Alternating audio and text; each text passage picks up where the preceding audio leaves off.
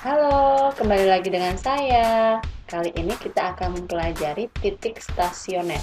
Nah, untuk mempelajari ini kita perlu mengingat fungsi naik turun di pertemuan sebelumnya. Oke, langsung saja ya. Titik stasioner itu adalah ketika titik itu tidak naik atau tidak turun. Syaratnya adalah f aksen x sama dengan 0. Nilai stasioner. Jenis nilai stasioner atau nilai ekstrim fungsi bisa maksimum atau minimum. Dilihat dari nilai f aksen x untuk x di sekitar pembuat stasioner. Ada 3 jenis nilai stasioner, yaitu 1. Nilai balik maksimum, 2. Nilai balik minimum, dan yang ketiga nilai belok horizontal. Oke, sebagai ilustrasinya adalah, nah ini adalah sebuah kurva dengan bentuknya Y sama dengan F dalam kurung X. Nah, di sini yang titik hijau ini dinamakan titik stasioner dengan koordinat X sama dengan A. Ya, kemudian Y ini adalah F dalam kurung A. Ini. Dan FA atau Y adalah nilai titik stasioner atau nilai ekstrim. Oke, jenis titik stasioner yang pertama adalah nilai balik maksimum. F dalam kurung X mempunyai nilai balik maksimum, yaitu F dalam kurung A, jika f aksen X bertanda positif kemudian bernilai 0 di X sama dengan A dan berganti tanda negatif. Sebagai ilustrasinya adalah seperti ini. Nah, ini ada kurva Y sama dengan Fx, yang dimana dia memiliki titik stasioner X nya adalah A, kemudian Y nya adalah F dalam kurung A. Nah, di sini kita bisa lihat bahwa X nya sama dengan A, ya, maka di sebelah kirinya X sama dengan A atau X kurang dari A, nah dia bernilai positif, ya, bernilai positif sehingga fungsinya naik. Kemudian bernilai 0 di titik stasioner, kemudian berganti tanda negatif atau di X lebih dari A, dia akan turun, ya, syarat turun. Nah, titik stasioner di sini disebut nilai balik maksimum, ya. Nah, ini kondisi kurva F dalam kurung X adalah naik, diam, kemudian turun. Itu adalah nilai balik maksimum, ya. Kemudian selanjutnya jenis titik stasioner yang kedua, nilai balik minimum.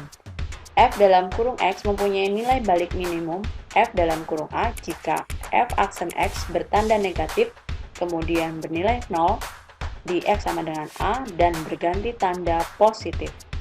Nah, tadi kebalikan yang nomor 1, ya. Nah, jadi di sini ada kurva Y sama dengan Fx, di mana X sama dengan A, kemudian di sebelah kiri X sama dengan A atau X kurang dari 0, itu bertanda negatif, maka di sini F aksennya kurang dari 0 adalah turun, kemudian di sini F aksen A-nya sama dengan 0, kemudian di sini di sebelah kanannya X sama dengan A, itu X lebih dari A bernilai positif, maka dia syaratnya fungsi naik, ya. Dan titik yang hijau ini dinamakan titik nilai balik minimum, ya. Atau kondisi kurva di sini turun, diam, lalu naik. Oke, selanjutnya yang ketiga,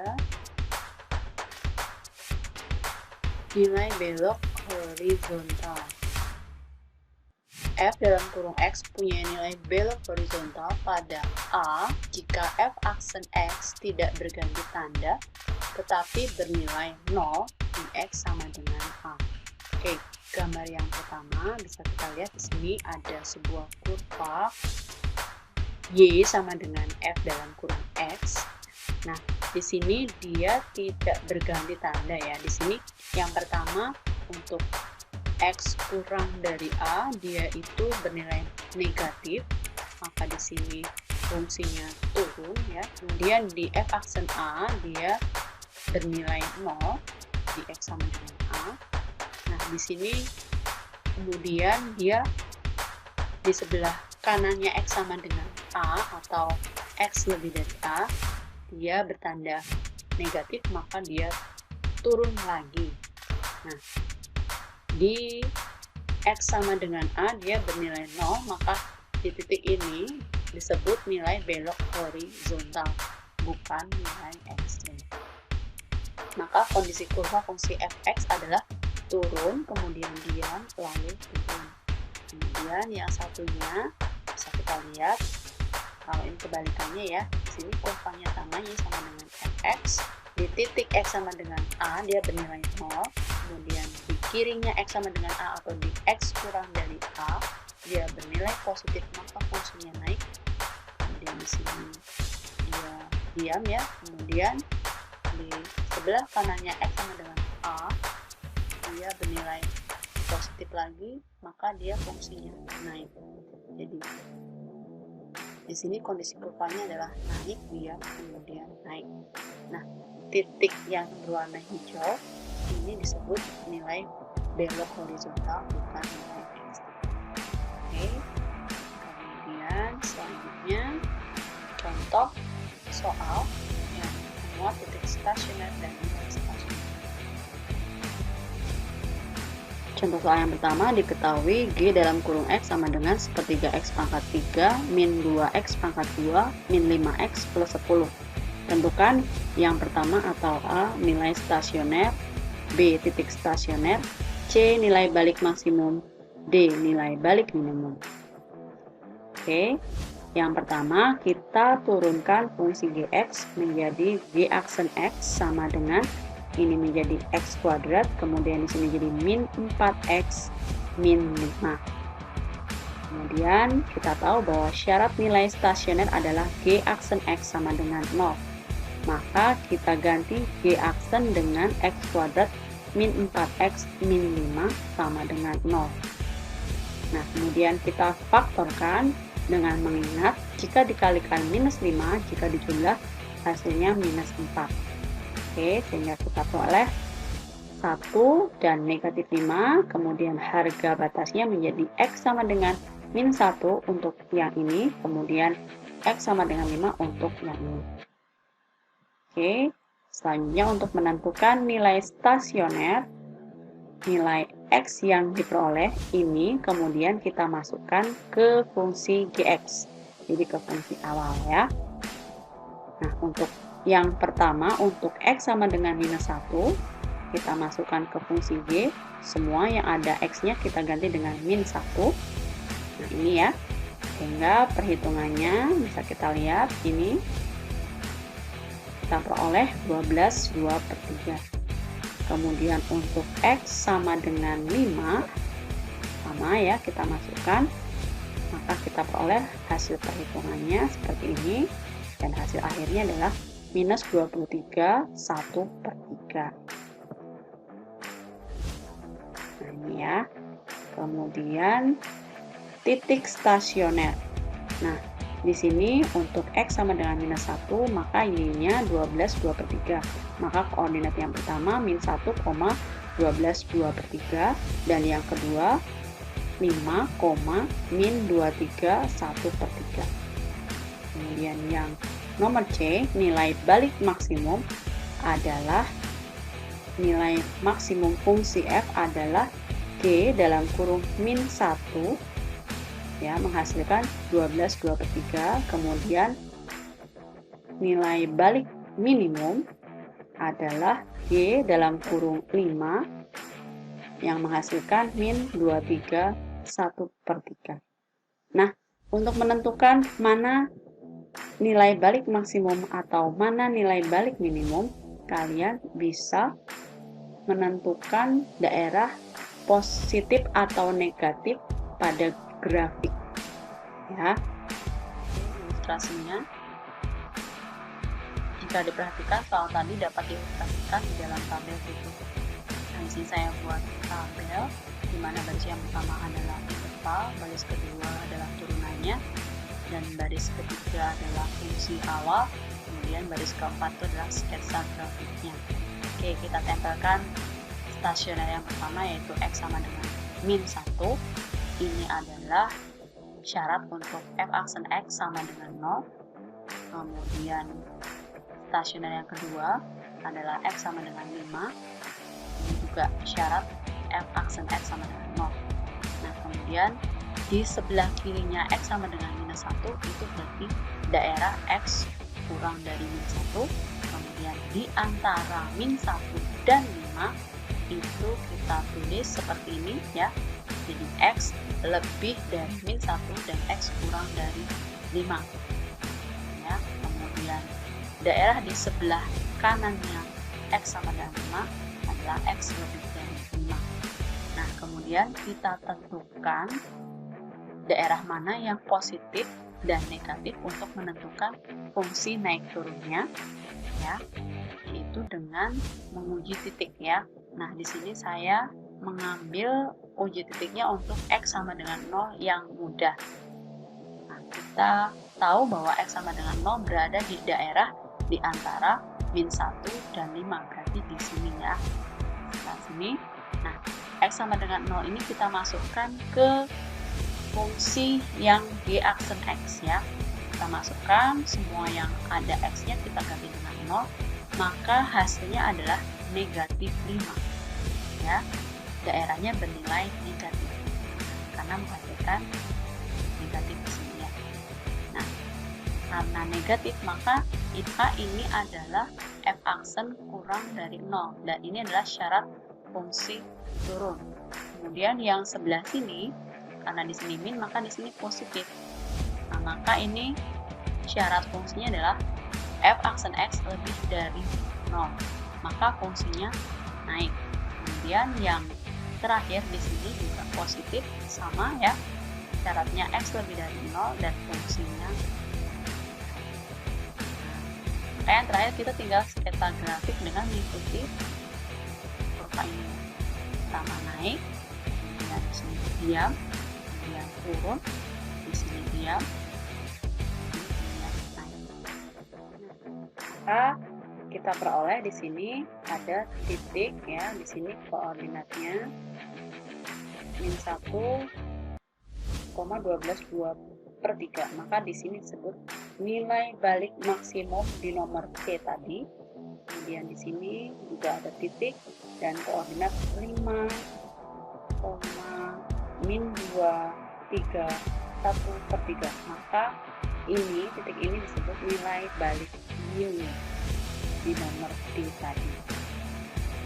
Dari tabel jelas bahwa fungsi Gx mempunyai nilai balik maksimum G dalam kurung min 1 12/2/3 dicapai untuk X sama dengan min 1 dan nilai balik minimum di sini atau G dalam kurung 5 sama dengan min 23/1/3 dicapai untuk X sama dengan 5. Nah, jika digambarkan dalam geogebra akan seperti ini ya grafiknya. Bisa kita lihat ini fungsinya naik, kemudian turun, kemudian naik, sama ya seperti tadi. Kemudian ini adalah nilai balik maksimum dan di titik ini nilai balik minimum. Oke, lalu selanjutnya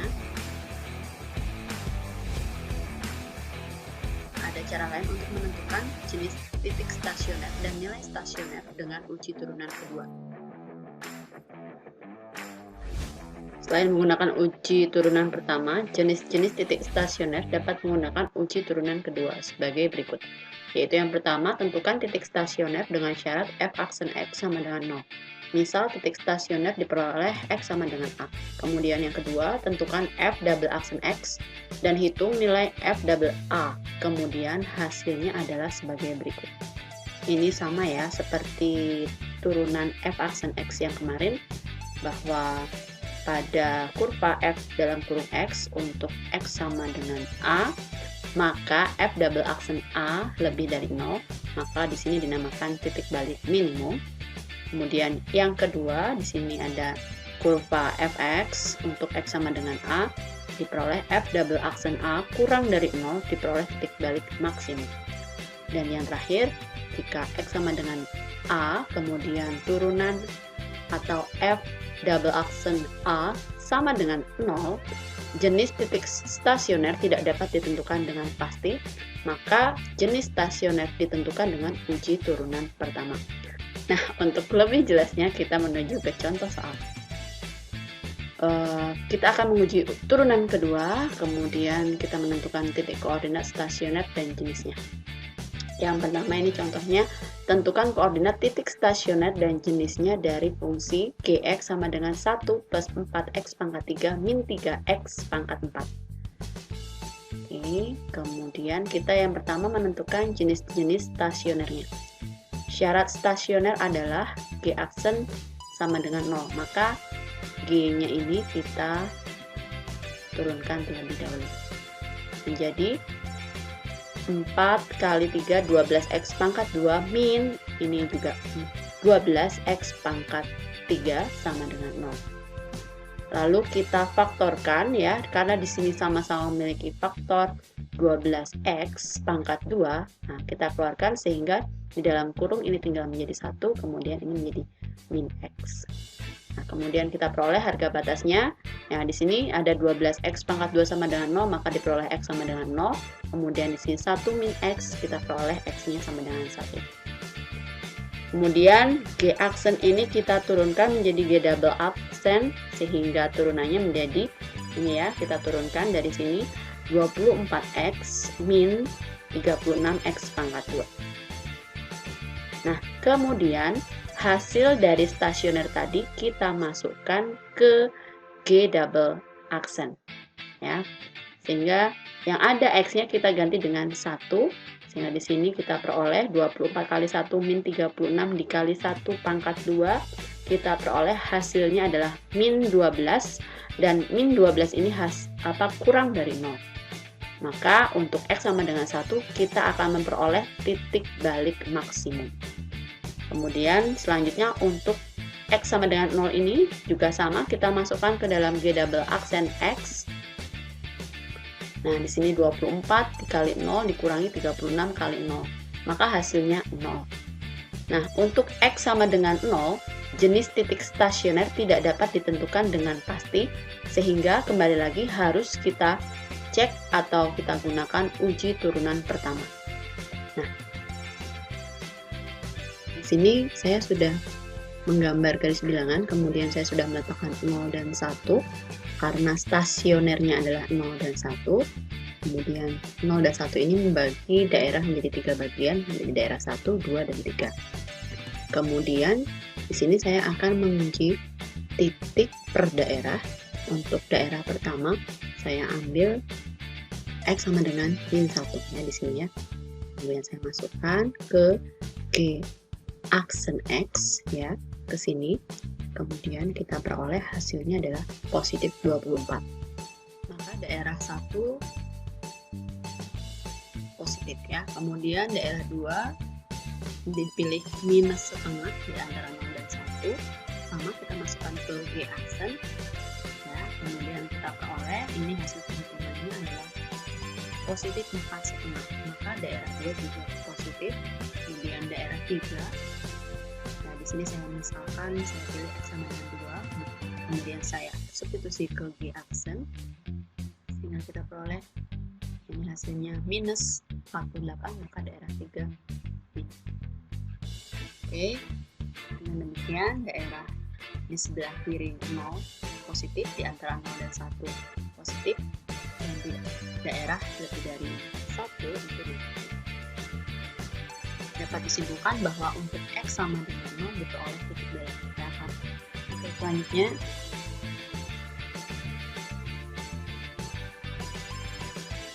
kita akan menentukan koordinat titik stasioner dengan mensubstitusi stasionernya tadi ke Gx untuk memperoleh titik balik maksimum ya. Di sini untuk X sama dengan 1 kita peroleh hasilnya 2 setelah kita hitung, maka koordinat titik balik maksimumnya adalah 2. Kemudian untuk X sama dengan 0 diperoleh titik belok. Kemudian setelah kita substitusi ke Gx, kita peroleh hasilnya 1, maka koordinat titik beloknya adalah 0,1. Coba kita gambarkan. dalam tabel seperti ini ya. Ada baris 1 interval, baris 2 itu K aksennya, baris 3 fungsi awal, kemudian kita akan sketsa grafik pada baris keempat. Oke, X sama dengan 0 itu adalah stasioner yang pertama. Ini adalah syarat stasioner, yaitu F aksen X sama dengan 0. Maka di sini nanti akan tetap ya gambarnya. Kemudian stasioner yang kedua X sama dengan 1. Ini juga syarat stasioner F aksen X sama dengan 0. Ini juga tetap. Kemudian di sebelah kirinya X sama dengan 0, di sini X kurang dari 0, di antara 0 dan 1. Kita tulis X seperti ini ya. Kemudian di sebelah kanannya X sama dengan 1, X lebih dari 1.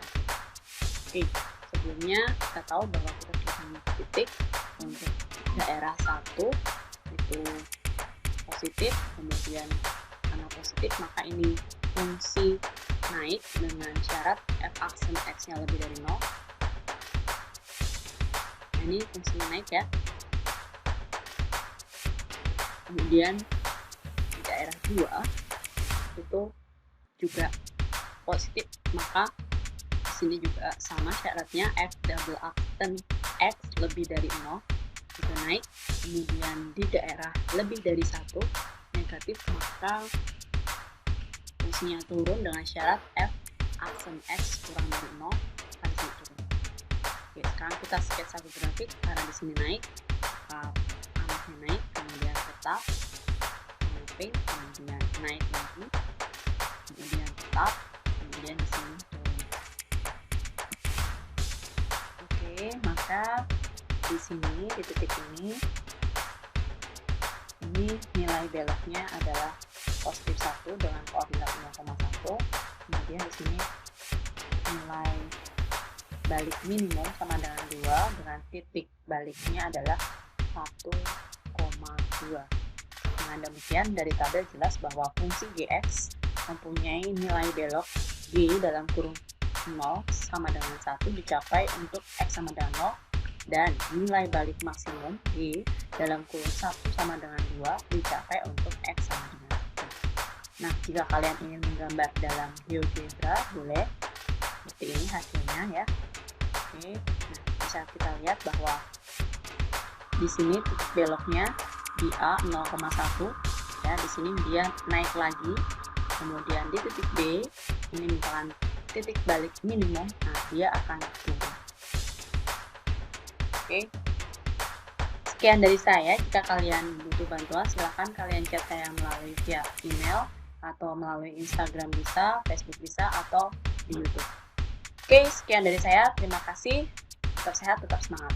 Sampai ketemu minggu depan.